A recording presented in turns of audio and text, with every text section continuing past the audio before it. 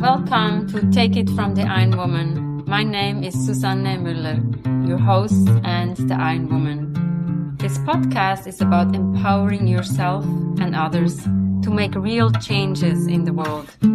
You will hear from everyday, smart, sophisticated, hip people like you and me. Not everybody has to be an Iron Woman to impress the world. Together, we will learn from the sports and business leaders how you can become a more successful person as an entrepreneur or a leader. It's one step at a time, one day at a time. Take your steps now. Take your big steps now. Join me on this journey to success. Take it from the Iron Woman. We only have special guests, and today we have the honor to talk to Leyla. She and I met at the ICF New York City chapter Coach Cafe, where we learn how to build a business. And I was intrigued by her offering. And from the biography, we can read she's the founder of the Creativity Quotient, offering one-on-one and group coaching for creative professionals. As a creative life coach, she empowers passionate individuals to reconnect with their creativity, overcome self-doubt, and design a life that reflects their true artistic spirit. Welcome, and tell us more about that. I'm intrigued, and you have so much to offer. Thank you. Great to be here, Susan. Thank you so much.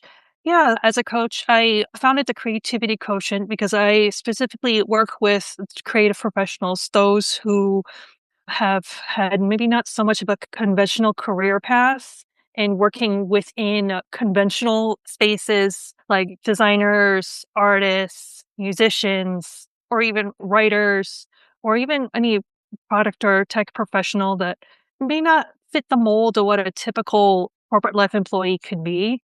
And so I provide the space for them to navigate their unique skills and qualities within those environments. And you have a MFA in design and technology from Parsons School of Design, and the bachelor's is in music business. How everything came together. I'll flip it back to my bachelor's in music business. I started my career in the music industry. That was my childhood lifelong dream to come to New York City, work in the music industry, and maybe eventually own my own record label, which started out like that. I worked at some great major record labels and music tech companies here in New York City, but my life pivoted mostly due to the 2008-2009 recession, shifted how work is for me, especially as a very young professional, and also me discovering some of my own skills and things I wanted to grow. So I got into design. At that point, I went back to school, got an MFA from Parsons in design and technology, and that's for my tech career. I worked in product design, user experience design during those years. And then through that experiences, that's what inspired me to become a coach. So to combine the tech and the music and the creativity. When you meet Leyla on Zoom, you see she's holding a camera. Tell us more. There's so much creativity in you. You need to tell us more. Yeah. Yes, I'm also a landscape photographer. I say landscape photographer because I love taking photographs of cities and nature and all those kinds of things. And I always have a camera with me when I travel and usually around the city. Also, as a creative person, I sell my photography and work as well. Wow. I don't see that in your biography, so we need to highlight a little more.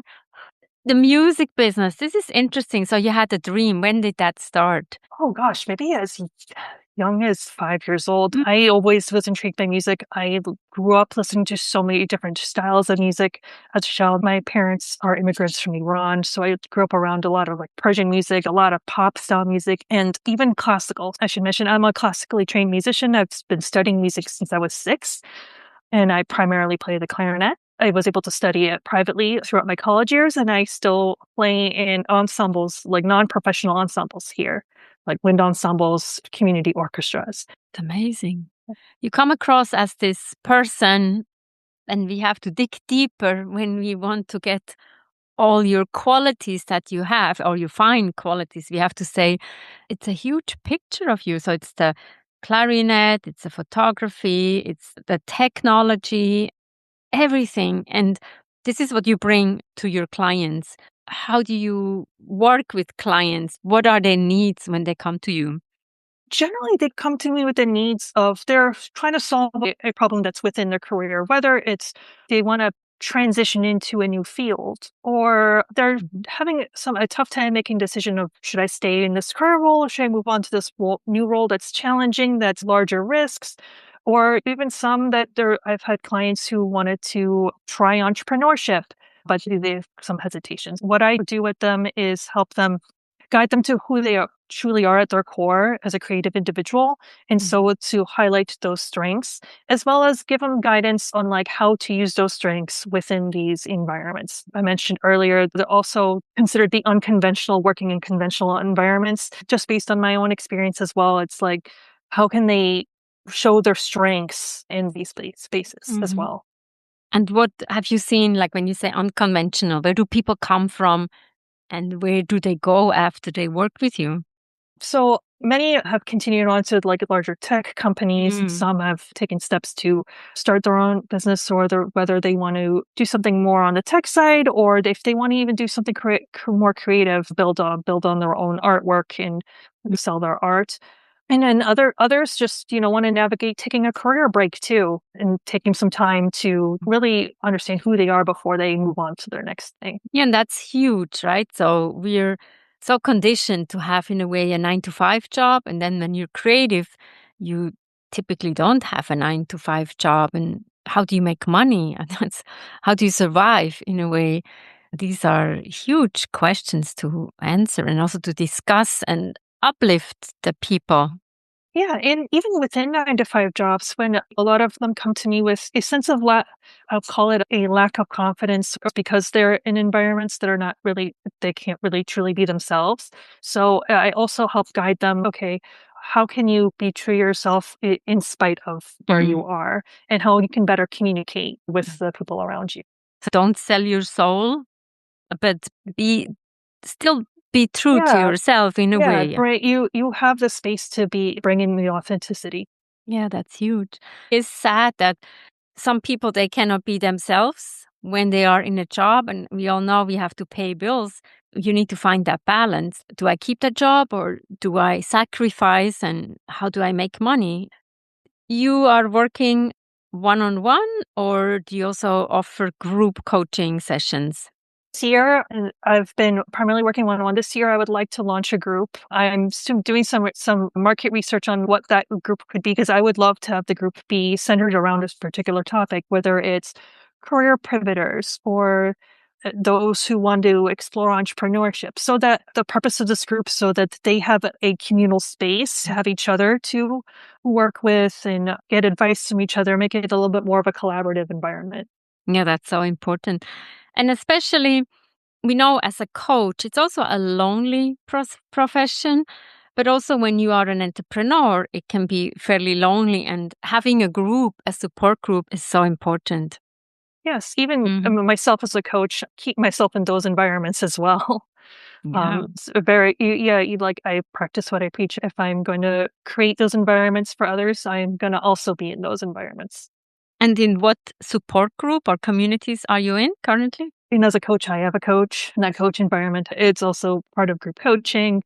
Being a member of ICF has also been great. And then also, I get myself involved in other entrepreneurial groups and stuff. There's so many out there. Yeah. Anything that speaks to you or that maybe the listeners might be interested in? Oh yeah, there's wealth walks. I guess there's to take out the vowels. Wealth walks. You get paired with two other entrepreneurs per month, and you meet them by going on a walk. There's multiple cities that they're in. It's great. I've been a part of it for a few months now. It's been a great to just spend some time with other entrepreneurs, talk about our experiences and exchange advice, exchange like other resources with each other. Mhm. It's a great way to meet other Mhm. entrepreneurs. And learn from lesson learned, right? From entrepreneurs. What would you do if you could start all over?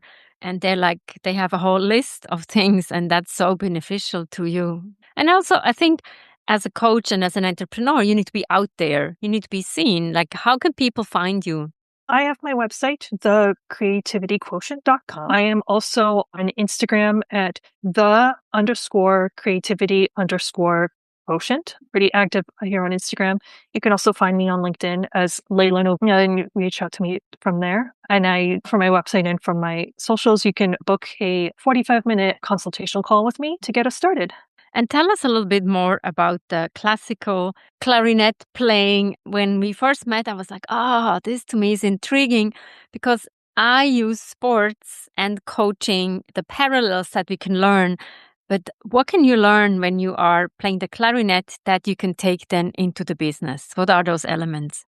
I like using this analogy. I primarily play in ensembles of all sizes. I've done groups of 3 up to I currently play with the Manhattan Wind Ensemble, which were about a 90 person group, quite large.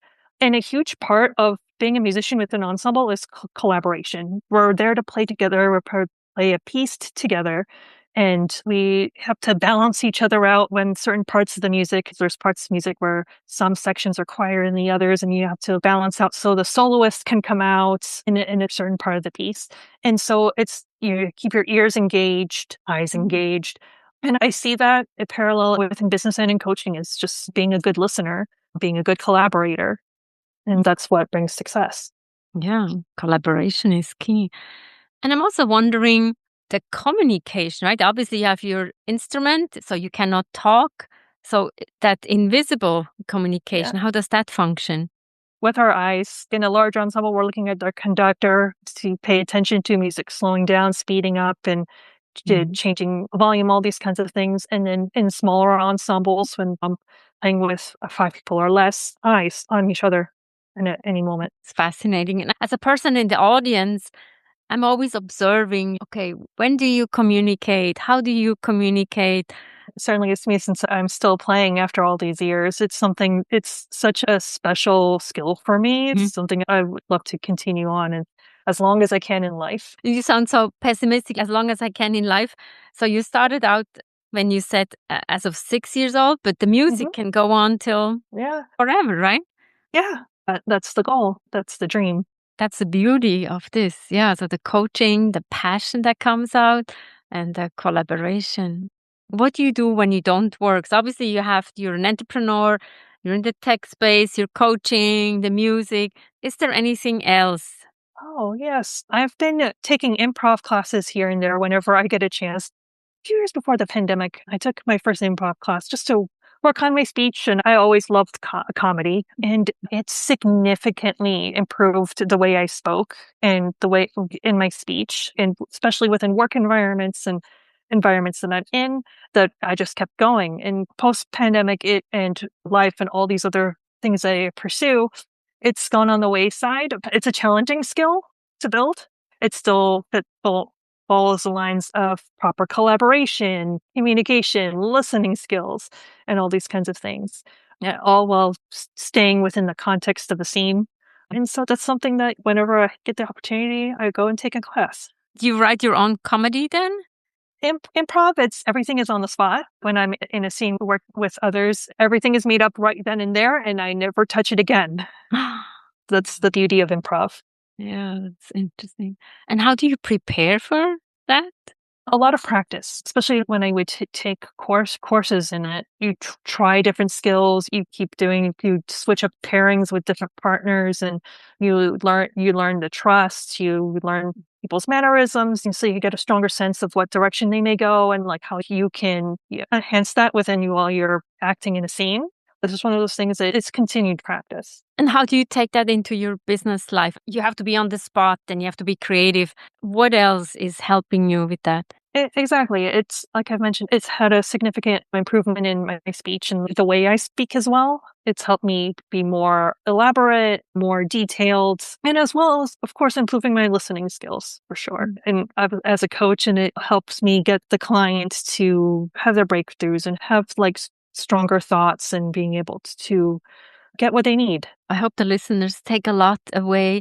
It's that listening skills. We all can become better listeners because in today's world, everything is so fast that we actually have to step back. And when I look at you, listen to you, it's hearing the music and going with the flow and not rush. Is there any other wisdom that you'd like to share with us? What I get out of why I'm a coach and why I'm doing this for this particular for creative professionals in this particular audience is to be an advocate for authenticity.